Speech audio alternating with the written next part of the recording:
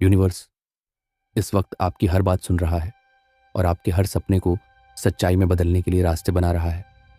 आप जो सोचते हैं वही आपका भविष्य बनता है। हेलो दोस्तों, गेम चेंजर में आपका स्वागत है। आज हम द साइकोलॉजी ऑफ मनी किताब के बारे में बात करेंगे, जिसे मॉर्गन हाउसल ने लिखा है। आपने अक्सर अपने आसपास देखा है कि लोग पैसे को लेकर कितने अलग अलग फैसले लेते हैं। कोई बिना सोचे समझे सारा पैसा उड़ा देता है, तो कोई मामूली खर्च करने से भी डरता है। कोई शेयर मार्केट में सब कुछ झोंक देता है, तो कोई उम्र भर फिक्स्ड डिपॉजिट से ही चिपका रहता है। और सबसे दिलचस्प बात यह है कि अपनी अपनी जगह सबको लगता है मैं सही हूं। मॉर्गन हाउसल कहते हैं नो वंस क्रेजी। और जब आप इस लाइन को दिल से समझते हो तो पैसा कमाने और बचाने की साइकोलॉजी को समझना शुरू कर देते हो। इस दुनिया में हर इंसान का पैसा देखने का नजरिया उसकी खुद की लाइफ स्टोरी से बना होता है। कोई गरीब घर में पैदा हुआ, उसके लिए एक एक रुपए की अहमियत वही समझ सकता है। कोई अमीर बाप की औलाद है, उसके लिए खर्च करना ही स्टेटस है। 1920 के दशक में जिसने डिप्रेशन देखा, उसके लिए शेयर मार्केट आज भी खौफनाक है। लेकिन जिसने 1990 के बाद का बुल रन देखा, वो मार्केट को ही अमीर बनने का जरिया मानता है। इसी वजह से कोई रिस्क लेने से डरता है तो कोई रिस्क से ही जैकपॉट बना लेता है। आप सोचो, अगर आपके दादाजी की कमाई 1930 के ग्रेट डिप्रेशन में डूब गई हो, तो वो आपको क्या सिखाएंगे? वो यही कहेंगे कि पैसा बचाकर रखो, उधार मत लो, शेयर मार्केट जुआ है।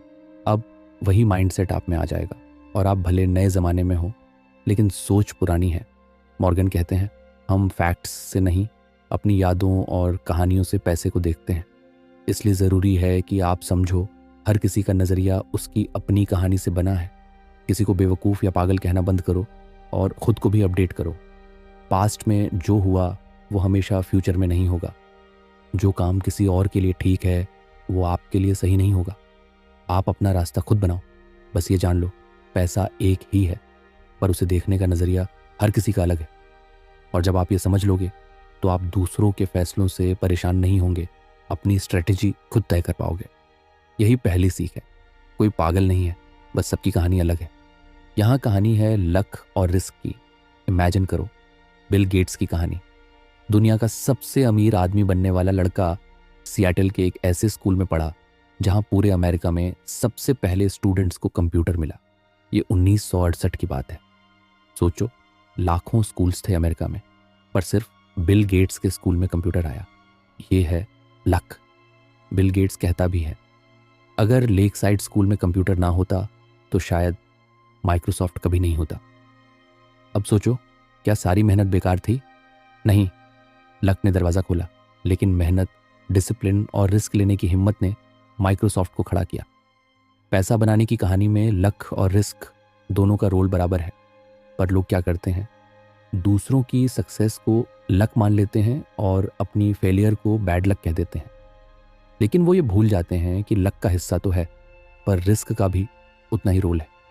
लक को आप पकड़ नहीं सकते, मगर रिस्क को आप संभाल सकते हो। जिस तरह लक से आप जैकपॉट लगा सकते हो, वैसे ही रिस्क से आप सब कुछ खो भी सकते हो। इसलिए जो लोग सब कुछ एक ही जगह लगा देते हैं वो लक के भरोसे जीते हैं, मगर जो समझदारी से पोर्टफोलियो बनाते हैं वो रिस्क को समझकर चलते हैं। बिल गेट्स की ही कहानी में देखो, उसके सबसे अच्छे दोस्त केंट इवांस की 17 साल की उम्र में एक एक्सीडेंट में मौत हो गई। वही केंट गेट्स के साथ माइक्रोसॉफ्ट बनाने वाला था। वो रिस्क, वो अनसर्टेनिटी जिसे कोई नहीं देख सकता था। इससे सीख ये मिलती है, लाइफ में लक और रिस्क साथ चलते हैं। आप लक को कंट्रोल नहीं कर सकते, लेकिन रिस्क को मैनेज कर सकते हो। आप जितना ज़्यादा इंटेलिजेंट रिस्क लोगे, उतनी ही ज़्यादा प्रोबेबिलिटी है कि लक आपका साथ देगा। वॉरेन बफेट भी कहता है, rule number 1, never lose money. Rule number 2, never forget rule number 1। मतलब ये नहीं कि आप डर कर जियो, बल्कि ये कि सोच समझ कर रिस्क लो, कैलकुलेटेड स्टेप्स लो। ऐसा सिस्टम बनाओ कि कोई भी झटका तुम्हें गिरा ना सके।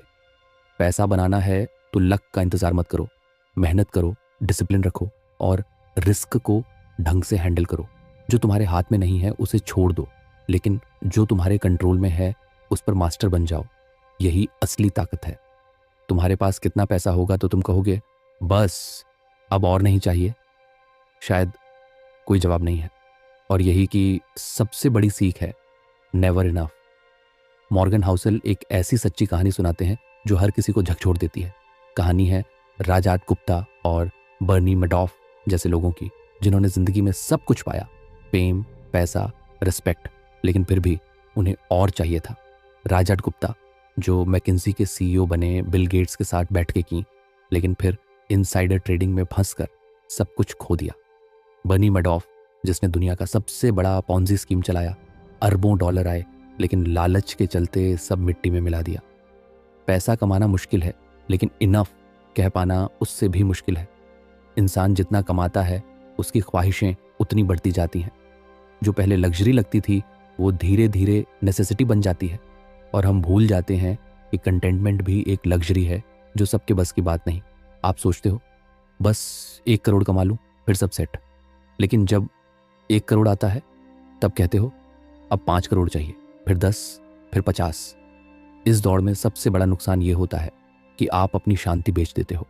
खुश रहने के लिए कमाना जरूरी है, लेकिन जरूरत से ज्यादा के पीछे भागना यह सबसे बड़ा धोखा है। यानी अपनी चाहतों का गोल पोस्ट वहीं रोकना और खुद को बताना कि इतना बहुत है। अमीर बनने से ज्यादा जरूरी है अमीर बने रहना, और अमीर बने रहने से भी ज्यादा जरूरी है इनर पीस पाना।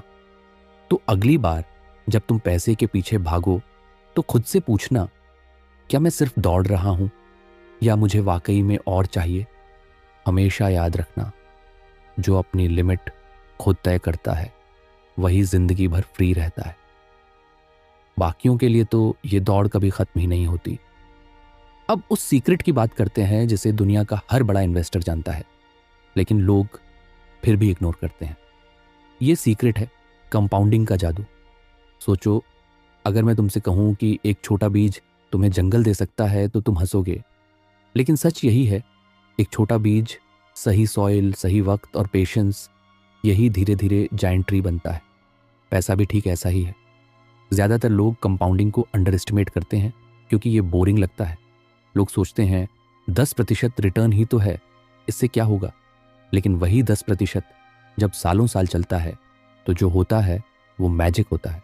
वॉरेन बफेट, जिसे लोग दुनिया का सबसे बड़ा इन्वेस्टर मानते हैं, आज वो अरबों डॉलर के मालिक हैं। लेकिन क्या वजह है कि वो सबसे अमीर हैं? क्या उनके रिटर्न्स सबसे ज्यादा थे? नहीं, सच तो ये है कि उनके रिटर्न्स नॉर्मल से थोड़े ही ज्यादा थे, पर असली सीक्रेट था टाइम। बफेट ने अपनी इन्वेस्टिंग जर्नी 10 साल की उम्र में शुरू की थी और 90 साल की उम्र तक जारी रखी। 80 साल तक कंपाउंडिंग चलता रहा। इसी ने उन्हें वो बनाया जो वो हैं, यानी रिटर्न्स भले नॉर्मल हो, कंसिस्टेंसी ही असली हीरो है। अगर आपको हमारी समरी पसंद आती है तो आप हमारा सपोर्ट कर सकते हैं चैनल को सब्सक्राइब करके और ऑडियो को लाइक करके। आप ऑडियो को शेयर और कमेंट करके हमें सजेस्ट भी कर सकते हैं कि अगला ऑडियो हम किस बुक पर बनाएं। तो चलिए अब लौटते हैं समरी की तरफ। कंपाउंडिंग सिर्फ पैसा नहीं बढ़ाता, ये हैबिट्स, स्किल्स, रिलेशनशिप्स में भी काम करता है। एक अच्छा हैबिट, रोज थोड़ा थोड़ा इंप्रूवमेंट, सालों में तुम्हें वहां पहुंचा देता है जहां कोई नाइट ट्रिक नहीं पहुंचा सकती। सोचो, एक आदमी हर दिन थोड़ा सा पैसा बचाता है, कोई बड़ी बात नहीं लगती, लेकिन वही आदत सालों तक चले तो वो आदमी फाइनेंशियल फ्रीडम पा लेता है। वहीं दूसरा आदमी जो जैकपॉट के चक्कर में सब कुछ हार बैठता है, उसके पास कंपाउंडिंग का टाइम ही नहीं होता। तो लेसन सिंपल है, जल्दी अमीर बनने की बजाय स्टेडिली अमीर बनो। जो जड़ें मजबूत होंगी वही तूफानों को झेल पाएंगी।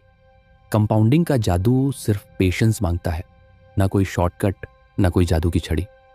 इस दुनिया में अमीर बनने के लिए हिम्मत चाहिए, पर अमीर बने रहने के लिए समझदारी चाहिए। यही सबसे बड़ा सच खोलता है। कितने लोग हैं जो एक बार तो जैकपॉट मार लेते हैं, अचानक पैसा आता है लेकिन वो उसे संभाल नहीं पाते। लॉटरी जीतने वाले लोग, अचानक से आए बोनसेस या एक लकी डील, पर फिर वही पैसा उनके हाथ से रेत की तरह फिसल जाता है। क्यों?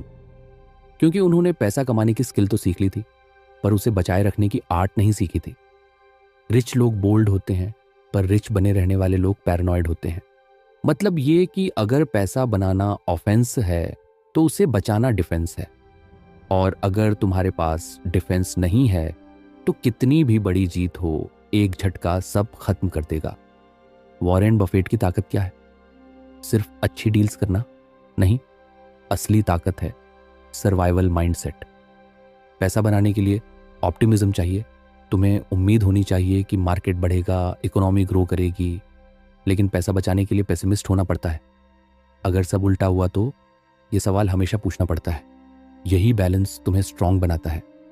एक और बात, सेविंग सिर्फ इमरजेंसी के लिए नहीं होती, वो तुम्हारे ड्रीम्स के लिए भी इंश्योरेंस है। अगर तुम बचत कर रहे हो तो तुम खुद को टफ टाइम्स में भी टिके रहने का मौका दे रहे हो। लोग सेविंग को बोरिंग कहते हैं, लेकिन यही बोरिंग चीज़ तुम्हें दुनिया की सबसे अनप्रिडिक्टेबल गेम में अलाइव रखती है। कभी भी अपने कंफर्ट जोन में मत फंसो। कभी भी ये मत सोचो कि अब तुम अनबीटेबल हो। हिस्ट्री ऐसे लोगों की कहानियों से भरी पड़ी है जो खुद को भगवान समझ बैठे और फिर गिर गए। तो लेसन सिंपल है, पैसे को रिस्पेक्ट दो, ईगो से ऊपर उठो, अपनी लिमिट पहचानो और इतना सेव करो कि किसी भी तूफान में तुम खड़े रह सको। क्योंकि असली खिलाड़ी वो नहीं जो एक बार जीतता है, असली खिलाड़ी वो है जो मैदान में हमेशा खड़ा रहता है। ये किताब दुनिया का वो रूल बताता है जो शायद ही कोई समझ पाता है। हम सब सोचते हैं अमीर बनने के लिए हर बार सही डिसीजन लेना पड़ेगा, लेकिन सच्चाई उल्टी है। आपको हमेशा सही नहीं होना, बस कुछ बड़े मौके सही पकड़ लेने हैं और वही सब कुछ बदल देते हैं। इसे कहते हैं टेल्स यू विन। सोचो, अमेज़ॉन के जेफ बेजोस ने हजारों प्रोडक्ट आइडियाज़ पर पैसे लगाए, लेकिन आज अमेज़ॉन को अमेज़ॉन बनाने वाले कुछ ही बेट्स थे, जैसे प्राइम, AWS, मार्केट प्लेस। वही टेल्स थे, कुछ रेयर बेट्स जो इतना बड़ा रिटर्न ले आए कि बाकी छोटी छोटी गलतियां मैटर ही नहीं करती। इन्वेस्टिंग और सक्सेस में असली फर्क ये टेल्स ही करती हैं। दुनिया के सबसे बड़े investors Peter lynch, Warren Buffett, George Soros सब जानते हैं कि हर इन्वेस्टमेंट जीतने वाली नहीं होती, लेकिन जब जीतते हैं तो वो जीत इतनी बड़ी होती है कि वो सारी गलतियों को कवर कर देती है। इसीलिए स्मार्ट इन्वेस्टर हर बार परफेक्ट डिसीजन नहीं लेता, वो कई छोटे बेट्स खेलता है। वो जानता है कुछ बेट्स जीरो जाएंगे, कुछ एवरेज देंगे, पर एक सही बेट उसकी पूरी गेम बदल देगा। यही सीक्रेट है। बड़े रिटर्न्स रेयर होते हैं पर उनका इम्पैक्ट मैसिव होता है। ये सिर्फ पैसे पर लागू नहीं होता, तुम्हारी लाइफ पर भी होता है। तुम्हारी पूरी लाइफ कुछ रेयर डिसीजन से शेप होती है। जैसे तुमने किस स्कूल में पढ़ा, किससे दोस्ती की, कौन सी जॉब पकड़ी, कौन सा बिजनेस शुरू किया। 10 में से 9 चीज़ें शायद काम ना करें, लेकिन एक सही चीज़ सब बदल देगी। इसलिए कभी भी फेलियर से डरना मत। हर फेलियर तुम्हें उस रेयर टेल के करीब ले जाता है जो तुम्हारा पूरा गेम बदल सकती है। तो अगली बार जब कोई प्लान फेल हो तो घबराना मत, उसे टेल बनने दो और अगली बार और स्मार्ट बेट लगाओ।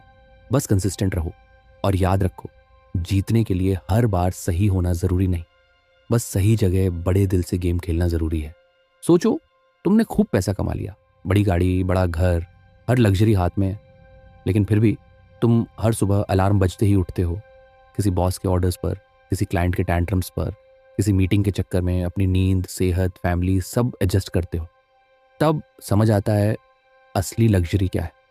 मतलब असली रिचनेस वो नहीं जो दिखती है, असली रिचनेस वो है जो तुम्हें आज़ादी देती है। आज़ादी अपने टाइम पर, अपने डिसीजंस पर।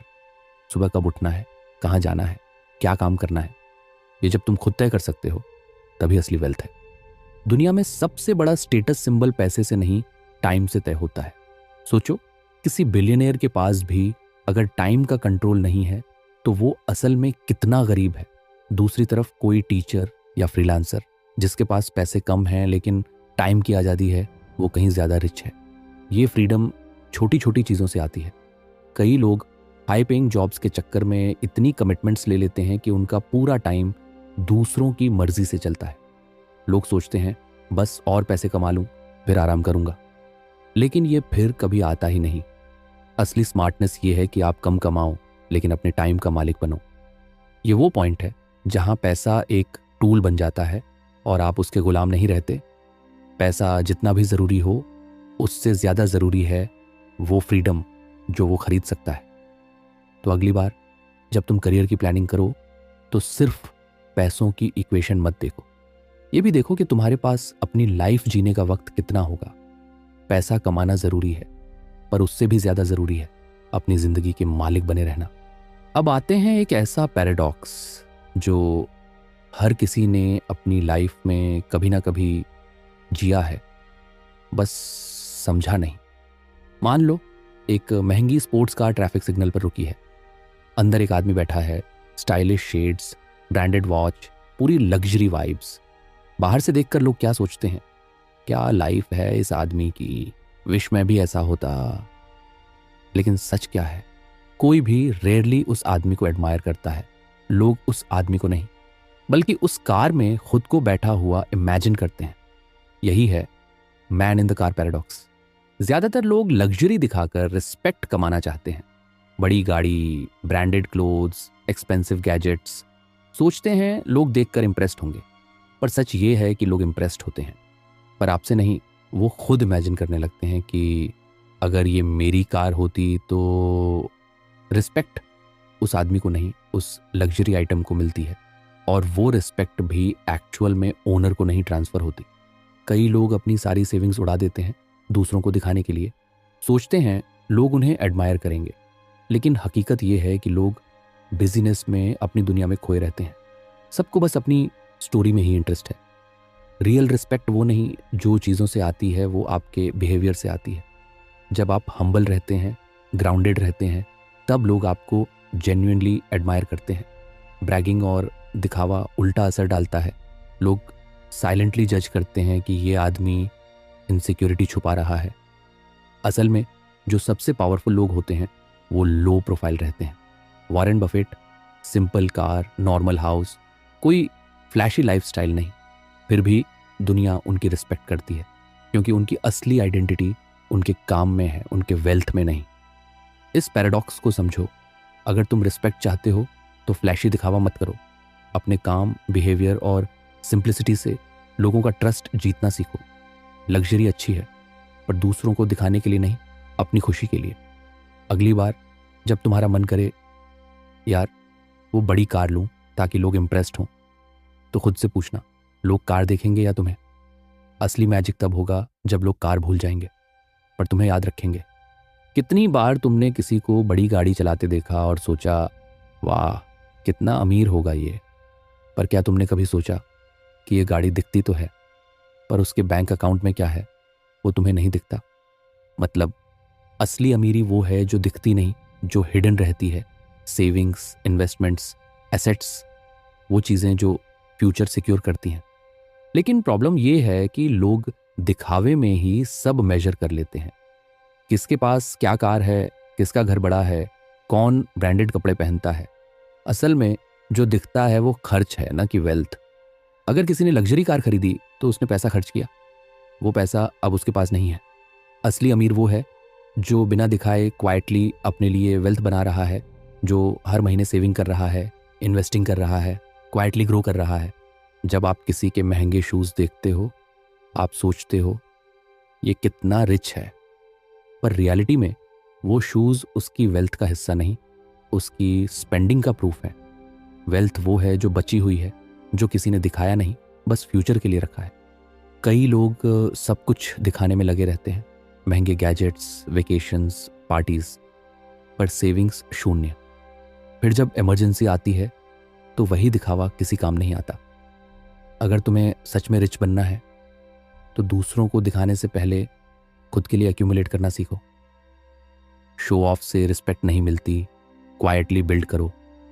वो वेल्थ तुम्हें उस वक्त काम आएगी जब दुनिया तुम्हें देख भी नहीं रही होगी। मतलब दिखावा तुम्हें अमीर नहीं बनाता, खाली कर देता है। तो क्वाइटली इन्वेस्ट करना सीखो, अपने फ्यूचर के लिए बचाना सीखो, क्योंकि असली रिचनेस वो है जो तुम्हारे पास बची रहती है, ना कि वो जो तुमने दूसरों को दिखाने में उड़ा दी। दुनिया में कोई भी फाइनेंशियल प्लान, कोई भी फैंसी स्ट्रैटेजी काम नहीं करेगी अगर तुम्हारे पास एक सिंपल हैबिट नहीं है, सेविंग मनी। आजकल हर कोई high returns, bitcoin, stock market के शॉर्टकट्स के पीछे भागता है, पर सच ये है वेल्थ बनाने की सबसे बेसिक, सबसे बोरिंग और सबसे पावरफुल ट्रिक है सेविंग। सेविंग बोरिंग है, लेकिन यही बोरिंग चीज़ तुम्हें फ्रीडम देती है। सेविंग का मतलब सिर्फ इमरजेंसी फंड नहीं, सेविंग का मतलब है चॉइसेस। अगर तुम्हारे पास सेविंग है तो तुम टफ सिचुएशंस में भी स्ट्रांग रहते हो। तुम्हें किसी टॉक्सिक बॉस को झेलना नहीं पड़ता, किसी गलत डील में फंसना नहीं पड़ता, क्योंकि तुम्हारे पास कुशन है। सेविंग तुम्हें फ्रीडम देती है नहीं कहने की, वो फ्रीडम प्राइसलेस है। मतलब तुम नहीं जानते कि कल क्या होगा, नौकरी जाएगी, इमरजेंसी आएगी, कोई बड़ा अपॉर्चुनिटी अचानक आ जाएगी, तब काम आएगी तुम्हारी सेविंग। एक और इंटरेस्टिंग बात, लोग सोचते हैं ज़्यादा कमाओगे तभी सेविंग होगी, पर सच ये है इनकम से ज़्यादा ज़रूरी है स्पेंडिंग हैबिट्स को कंट्रोल करना। कई लोग लाखों कमाते हैं फिर भी एंड में हाथ खाली, और कई लोग एवरेज कमाते हैं पर स्टडी सेविंग के दम पर एक दिन मिलियनेयर बन जाते हैं। तुम कितना कमा रहे हो वो उतना इम्पॉर्टेंट नहीं जितना ये कि तुम कितना बचा पा रहे हो। सेविंग में सबसे पावरफुल चीज़ ये है कि ये 100% तुम्हारे कंट्रोल में है। मार्केट की अप्स एंड डाउन्स तुम्हारे कंट्रोल में नहीं, लेकिन सेविंग पूरी तरह तुम्हारे हाथ में है। अपने लाइफस्टाइल को कंट्रोल में रखो, ज़्यादा फैंसी दिखावे से दूर रहो और स्टेडिली सेविंग हैबिट्स बनाओ। यही तुम्हारा बड़ास्ट एसेट है, यही तुम्हें असली फाइनेंशियल फ्रीडम देगा। दुनिया कहती है बुद्धिमानी से सोचो, तर्क संगतता से सोचो। सिर्फ रैशनल होना ज़रूरी नहीं, बल्कि रीजनेबल होना उससे भी ज़्यादा ज़रूरी है।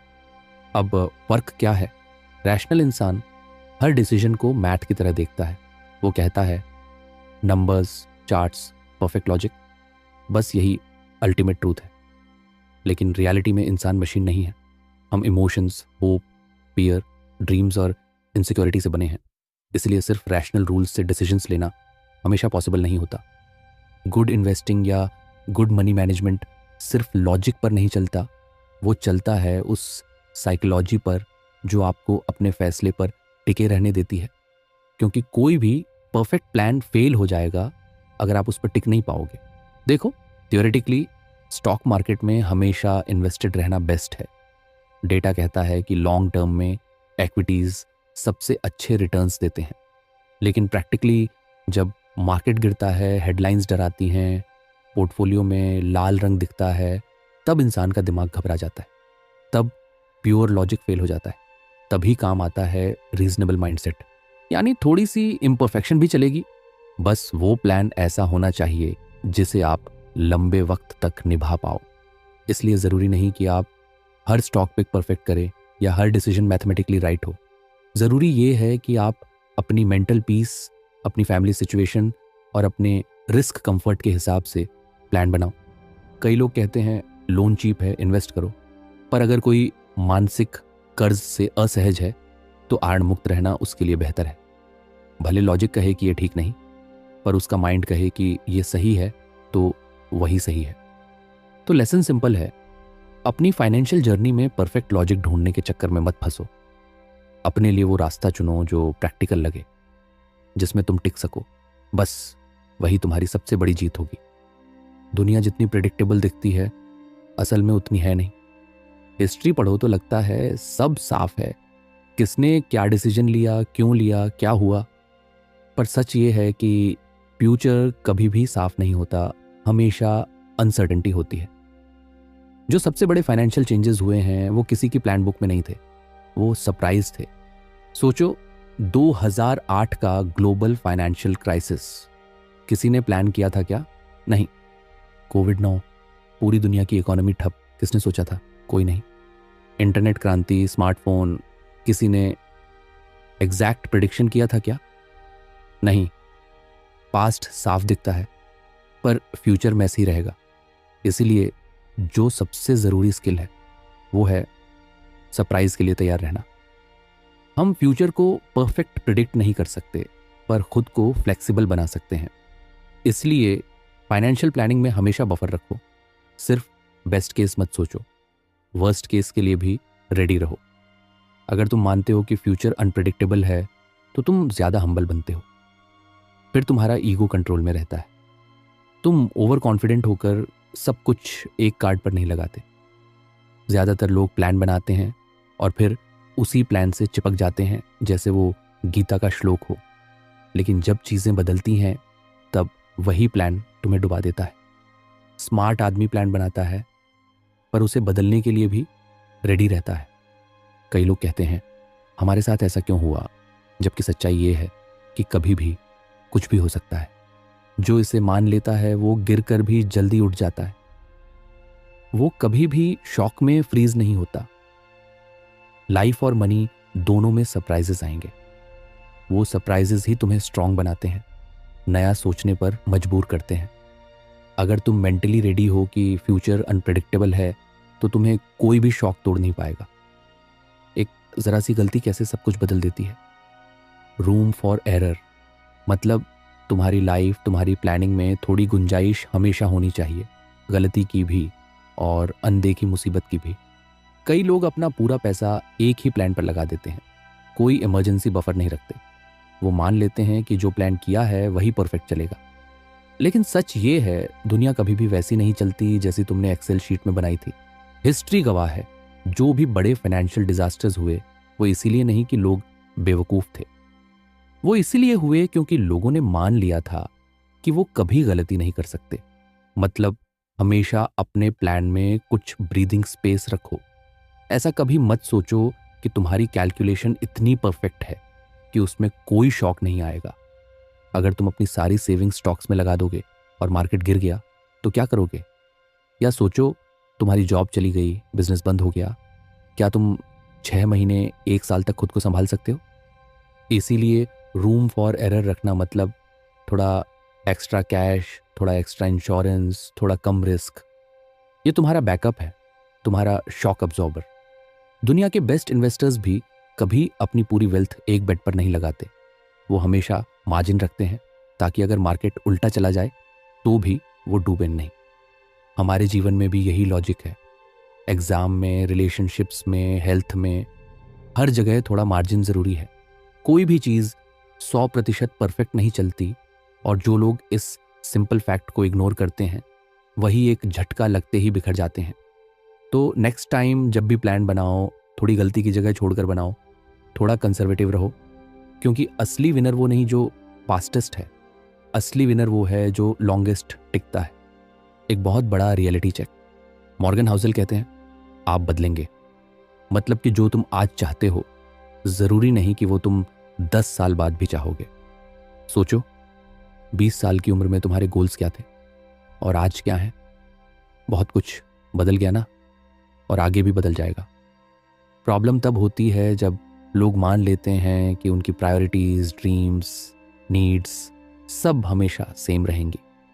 कई लोग 30 साल का मॉर्गेज लेते हैं, ह्यूज कमिटमेंट्स करते हैं, मानकर कि उन्हें हमेशा वही चाहिए रहेगा। लेकिन लाइफ अनप्रिडिक्टेबल है।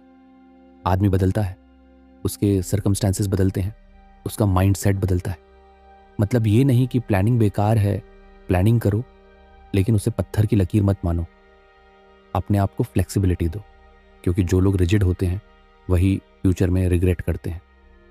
वो कहते हैं काश मैंने वो डिसीजन लिया होता, काश मैंने प्लान बदला होता।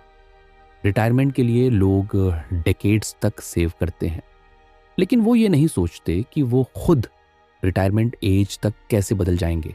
क्या उन्हें सच में वही लाइफस्टाइल चाहिए रहेगा?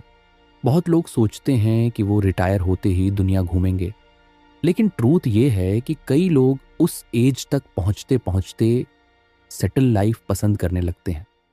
तो सॉल्यूशन क्या है? फ्लेक्सिबिलिटी। अपनी सेविंग, इन्वेस्टिंग, लाइफ प्लानिंग ऐसी रखो कि फ्यूचर में तुम एडजस्ट कर सको। फिक्स्ड आइडियाज़ में मत फंसो, अपनी प्रायोरिटीज़ चेक करते रहो, और सबसे ज़रूरी अपनी प्रेजेंट लाइफ को पूरी तरह फ्यूचर के नाम पर सैक्रिफाइस मत कर दो। लाइफ को एंजॉय करो, साथ में प्रिपेयर भी करो। दुनिया में कुछ भी फ्री नहीं है, लेकिन पैसा कमाने की दौड़ में हम ये बहुत जल्दी भूल जाते हैं। देखो, हर चीज़ की कोई ना कोई कॉस्ट होती है, चाहे वो दिखे या ना दिखे। स्टॉक मार्केट में इन्वेस्ट करते हो तो रिटर्न तो चाहिए, लेकिन वो रिटर्न एक कॉस्ट पर आता है। वो कॉस्ट है मार्केट का डर, वॉलेटिलिटी, अनसर्टेनिटी, स्लीपलेस नाइट्स। लोग कहते हैं स्टॉक मार्केट रिस्की है, लेकिन रिस्क ही तो वो प्राइस है जो लॉन्ग टर्म वेल्थ बनाने के लिए चुकाना पड़ता है। ये टिकट की तरह है। जब आप अम्यूज़मेंट पार्क में जाते हो तो टिकट खरीदते हो, उसी तरह वेल्थ बनाने के लिए भी प्राइस देना पड़ता है। प्राइस है पेशेंस, फियर हैंडल करना, पैनिक से लड़ना। प्रॉब्लम ये है कि लोग इस प्राइस को टिकट प्राइस की तरह नहीं देखते, वो इसे पेनल्टी समझ लेते हैं। मार्केट गिरा तो घबरा गए, सब गलती हो गया। नहीं, ये गिरावट ही उस लॉन्ग टर्म रिवॉर्ड की कीमत है। अमेजॉन के स्टॉक पिछले 20 सालों में इसने हजारों लोगों को करोड़पति बनाया, लेकिन बीच में इसके स्टॉक ने कई बार 50% से ज्यादा गिरावट देखी। जिन्होंने उस प्राइस को पे किया वो बने रहे, वो जीत गए। जिन्होंने डर के मारे बेच दिया वो हार गए। मतलब किसी चीज की असली कॉस्ट हिडन होती है। टाइम देना पड़ता है, सैक्रिफाइसेस करने पड़ते हैं, स्लीपलेस नाइट्स झेलनी पड़ती हैं। वेल्थ बनाने का असली तरीका ये है कि आप ये प्राइस खुशी खुशी देने को रेडी रहो। फिर चाहे वो करियर में हो, बिजनेस में या स्टॉक मार्केट में, कोई भी चीज़ फ्री में नहीं मिलती। अगर आप उस पेन को टिकट प्राइस समझकर एक्सेप्ट कर लेते हो तो आप कामली गेम में टिके रहते हो, और यही पेशेंस आपका कंपाउंडिंग बनता है। नेक्स्ट टाइम जब डर लगे या सेटबैक्स आए तो याद रखना, ये पेनल्टी नहीं, ये टिकट है। और हर ग्रेट राइड के लिए टिकट खरीदना ही पड़ता है। तुम्हारा माइंडसेट, तुम्हारी गोल्स, तुम्हारी नीड्स और किसी और की प्रायोरिटीज़, ये कभी भी सेम नहीं हो सकती। मार्केट में बहुत सी नॉइज़ होती है। कोई कहेगा ये स्टॉक बेच दो, कोई कहेगा क्रिप्टो लो, कोई कहेगा गोल्ड रखो। प्रॉब्लम ये है कि लोग दूसरों की स्ट्रैटेजीज अपने लिए सही मान लेते हैं और फिर ट्रैप हो जाते हैं। कोई ट्रेडर इंट्राडे करता है, उसका टाइम होराइजन कुछ घंटे का है, वो एक स्टॉक बेचता है तो उसे प्रॉफिट बुक करना होता है, लेकिन आप उसी स्टॉक में लॉन्ग टर्म इन्वेस्टर हो और आप घबरा के बेच देते हो। सोचते हो ये तो बेच रहा है, मुझे भी बेचना चाहिए। यहीं पर लॉस होता है क्योंकि आपका गोल सेम नहीं है।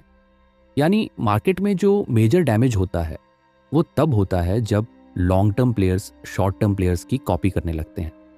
इसीलिए सबसे ज़रूरी है खुद को जानो। तुम्हारी रिस्क कैपेसिटी क्या है, तुम्हारा टाइम होराइजन क्या है, तुम्हारी फैमिली सिचुएशन, तुम्हारे ड्रीम्स क्या हैं। किसी यंगस्टर के पास 30 से 40 साल हैं इन्वेस्ट करने के लिए, वो रिस्की एसेट्स पकड़ सकता है, लेकिन कोई रिटायरी वही रिस्क नहीं ले सकता। तो किसी और की स्ट्रैटेजी ब्लाइंडली फॉलो मत करो।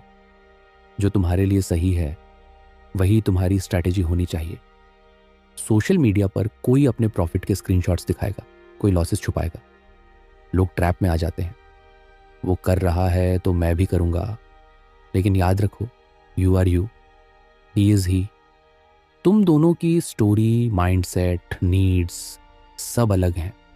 इन्वेस्टिंग में सबसे बड़ी फ्रीडम यही है कि तुम दूसरों की नॉइज़ को फिल्टर करना सीखो। बस अपनी गेम खेलो, धीरे धीरे, स्थिरता से, अपने हिसाब से। जब भी कोई डरावनी खबर आती है तो हम उसे कितनी जल्दी मान लेते हैं। मार्केट क्रैश की बात हो, रिसेशन की अफवाह हो या किसी कंपनी के डूबने की न्यूज़, लोग तुरंत पैनिक मोड में चले जाते हैं। मॉर्गन हाउसल कहते हैं, पेसिमिज्म अधिक आकर्षक है ऑप्टिमिज्म से। मतलब इंसान बुरे हालात को ज़्यादा जल्दी बिलीव कर लेता है। अगर कोई कहे कि सब बढ़िया होगा तो हम कहते हैं हाँ ठीक है, लेकिन कोई कह दे कि सब खत्म होने वाला है तो हम तुरंत सोचने लगते हैं कि ये सही होगा। क्यों? क्योंकि डर में ड्रामा होता है, थ्रिल होता है। दुनिया में जो भी मीडिया ज़्यादा व्यूज़ लेता है वो फियर बेचता है। बैड न्यूज़ जल्दी फैलती है क्योंकि इंसान की इंस्टिंक्ट है कि खतरे को पहले नोटिस करो, सर्वाइवल मोड। मार्केट के वर्ल्ड में भी यही होता है। कोई कहेगा मार्केट क्रैश होने वाला है, रिसेशन आएगा, सब डूब जाएगा, और लोग पैनिक में अपनी इन्वेस्टमेंट्स निकाल लेंगे।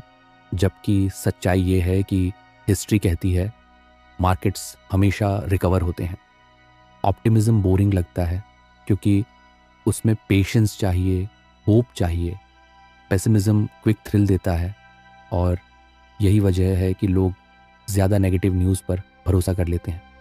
अगर तुम सक्सेसफुल होना चाहते हो तो तुम्हें ऑप्टिमिस्टिक रहना सीखना होगा। ऑप्टिमिज्म कोई ब्लाइंड फेथ नहीं है। ऑप्टिमिज्म एक बिलीफ है कि फ्यूचर अनप्रिडिक्टेबल है, पर इंसान की कैपेसिटी हर बार बाउंस बैक करने की है। हिस्ट्री देख लो, वॉर्स, पैंडमिक्स, क्राइसिस सब हुए हैं, लेकिन दुनिया हर बार उठी है और पहले से बेटर बनी है। सो पेसिमिस्ट मत बनो, अवेयर बनो, प्रिपेयर्ड रहो, पर भरोसा रखो कि बाउंस बैक होगा।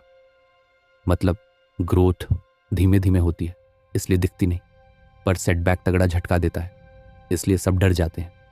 तो असली प्लेयर वो है जो पैनिक में भी काल्म रहे और बैड न्यूज़ के पीछे भागने की जगह लॉन्ग टर्म विजन पर टिके रहे। ऐसे हालात जब इंसान कुछ भी मान लेता है, सही हो या गलत, जब अनसर्टेनिटी ज़्यादा होती है, तो इंसान को कोई भी स्टोरी सच्ची लगने लगती है।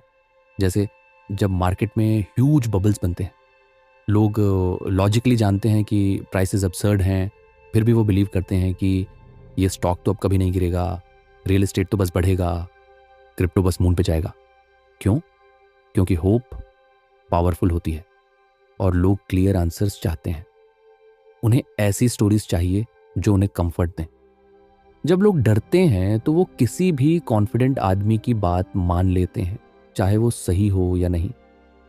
मतलब हम लॉजिक से ज़्यादा इमोशंस से ड्राइवन होते हैं, और जब पैसा और लालच जुड़ जाता है तो हमारी क्रिटिकल थिंकिंग छुट्टी पर चली जाती है। 2000 का .com बबल, लोग जानते थे कि कई कंपनियों का कोई सॉलिड बिजनेस मॉडल ही नहीं था, फिर भी इन्वेस्ट करते गए क्योंकि ग्रीड और फोमो ने माइंड बंद कर दिया। या फिर 2008 का हाउसिंग बबल, सबको पता था लोन्स गलत हैं, पर सब बिलीव करते रहे कि रियल एस्टेट कभी नीचे नहीं जाएगा। तुम्हें यह समझना होगा कि इन्वेस्टिंग सिर्फ नंबर्स की गेम नहीं है, ये ह्यूमन बिहेवियर की गेम है। जब तुम क्राउड की बात मानने लगते हो, तुम भी उसी ट्रैप में फंस जाते हो। तो सॉल्यूशन क्या है? स्ट्रॉन्ग रीजनिंग रखो, हाइप में मत बहो। जब सब गारंटीड रिटर्न्स की बात करें तो तुम्हें थोड़ा सस्पिशियस होना चाहिए। क्वेश्चंस पूछो, क्या ये सच में सस्टेनेबल है? कभी भी किसी भी स्टोरी को आंख बंद करके मत मानो, चाहे वो कितनी भी स्वीट क्यों ना लगे। मनी की साइकोलॉजी कोई कॉम्प्लिकेटेड मैथ या सीक्रेट फॉर्मूला नहीं है। असली गेम माइंडसेट में है, और वो माइंडसेट सिर्फ एक दो ट्रिक्स से नहीं बनता, वो छोटे छोटे प्रिंसिपल से बनता है जो मिलकर तुम्हें रिच बनाते हैं, फाइनेंशियली और मेंटली दोनों। सबसे पहला, सेव मोर स्पेंड लेस। ये बोरिंग लगता है, लेकिन यही बैकबोन है। लोग सोचते हैं कि उन्हें बस बेटर इन्वेस्टमेंट्स चाहिए, लेकिन असली पावर है सेविंग हैबिट में। जितना ज़्यादा सेव करोगे उतनी ज़्यादा फ्रीडम पाओगे। दूसरा, time is your greatest ally. Compound interest boring दिखता है, लेकिन इसी बोरिंग चीज़ ने वॉरेन बफेट को वॉरेन बफेट बनाया। पैसा कमाना आर्ट है, उसे टाइम में ग्रो होने देना पेशेंस का खेल है, और पेशेंस ही कंपाउंडिंग की फ्यूल है। तीसरा, plan for the unexpected. Emergency buffer, room for error, ये सब लग्जरी नहीं है, ये सर्वाइवल टूल किट है। फ्यूचर अनप्रिडिक्टेबल है, शॉक्स आएंगे, प्रिपेयर्ड रहने से ही तुम कभी भी गेम से बाहर नहीं होगे। फिर reasonable is better than rational. Perfect plan बनाने से बेहतर है प्रैक्टिकल प्लान बनाना जो तुम्हारे लिए सस्टेनेबल हो। किसी और की स्ट्रैटेजी कॉपी मत करो, अपनी नीड्स, गोल्स और कंफर्ट जोन देखो। और सबसे बड़ा, रहम करो, कभी भी मार्केट को अंडर एस्टिमेट मत करो। कभी भी ओवर कॉन्फिडेंट मत बनो कि तुम्हारे साथ कुछ गलत नहीं होगा। दुनिया अनप्रिडिक्टेबल है, और तुम्हारी ह्यूमिलिटी ही तुम्हारी सबसे बड़ी ताकत है। मतलब जीतने के लिए जीनियस बनने की ज़रूरत नहीं, बस बड़े नुकसान से खुद को बचाए रखना काफ़ी है। ये सब छोटे छोटे आइडियाज़ तुम्हें फाइनेंशियल फ्रीडम तक पहुंचाते हैं। हाउसल खुद ऑनेस्ट हो जाते हैं, वो खुद के इन्वेस्टिंग और मनी मिस्टेक्स ओपनली एक्सेप्ट करते हैं। वो कहते हैं, मैं कोई फाइनेंशियल गुरु नहीं हूँ, मैं भी इंसान हूँ, मैंने भी स्टूपिड डिसीजंस लिए हैं। उसने खुद कभी कभी ऐसे स्टॉक्स खरीदे जिनके बारे में ज़्यादा रिसर्च नहीं की थी, कभी मार्केट के पैनिक में घबरा गया, कभी ग्रीड में ओवर कॉन्फिडेंट हुआ।